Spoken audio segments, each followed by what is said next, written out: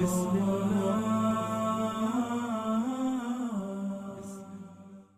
بسم الله الحمد لله رب العالمين والصلاة والسلام على أشرف الأنبياء والمرسلين نبينا محمد وعلى آله وصحبه أجمعين. Le prophète alayhi salatu wassalam nous explique dans un hadith authentique que la guérison se trouve dans trois choses. Al-hijama, la consommation du miel et la cautérisation par le feu, ce qu'on appelle en arabe al-kay. Al-hijama est faite pour qui?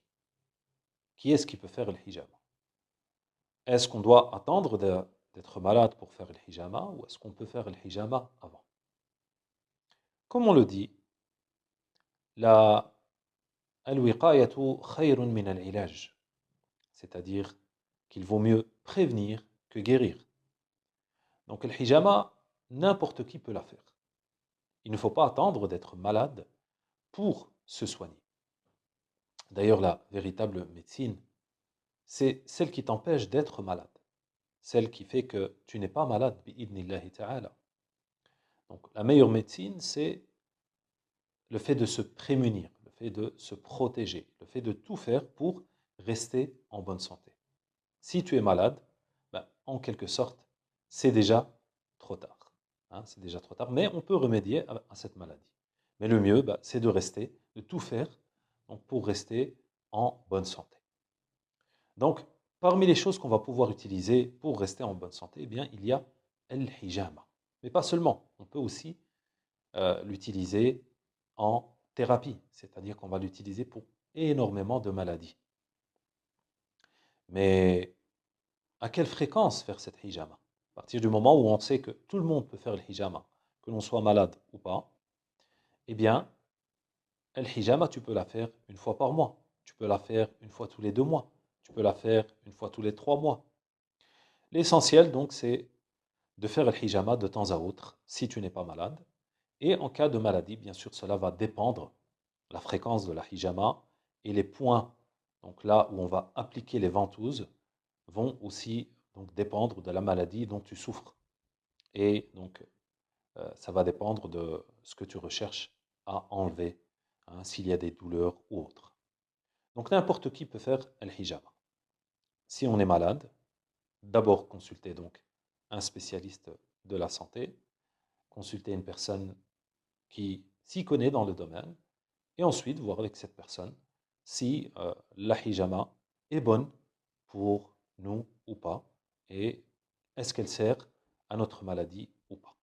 Et pour les personnes en bonne santé, eh bien, profitez de cette bonne santé. Car le prophète alayhi salatu wassalam nous dit Ni'matan kathirun minan nas maghboun fihima. Il y a deux bienfaits, il y a beaucoup de gens qui ont des problèmes par rapport à ce bienfait-là.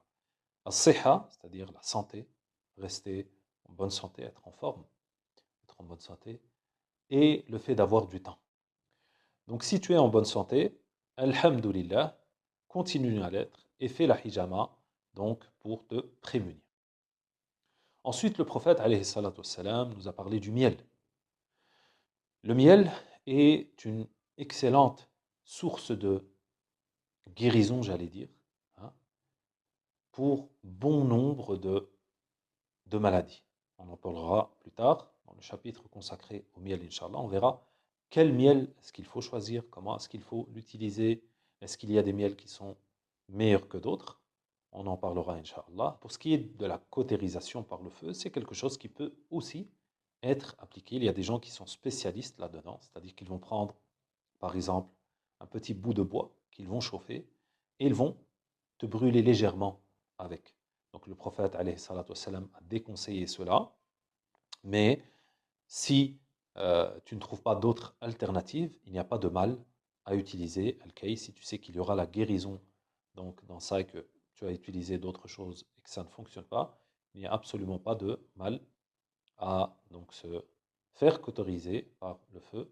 Wallahu a'lam, wa sallallahu wa barik ala nabiyyina Muhammad, walhamdulillah rabbil alamin. بسم الذي علم الإنسان بالقلم واختار أحمد مبعوثا لدى الأمم فاستيقظت أمة من بحر غفلتها وآخرون من النور العظيم عمي. بسم الذي علم الإنسان بالقلم واختار أحمد مبعوثا لدى الأمم، فاستيقظت أمة من بحر غفلتها.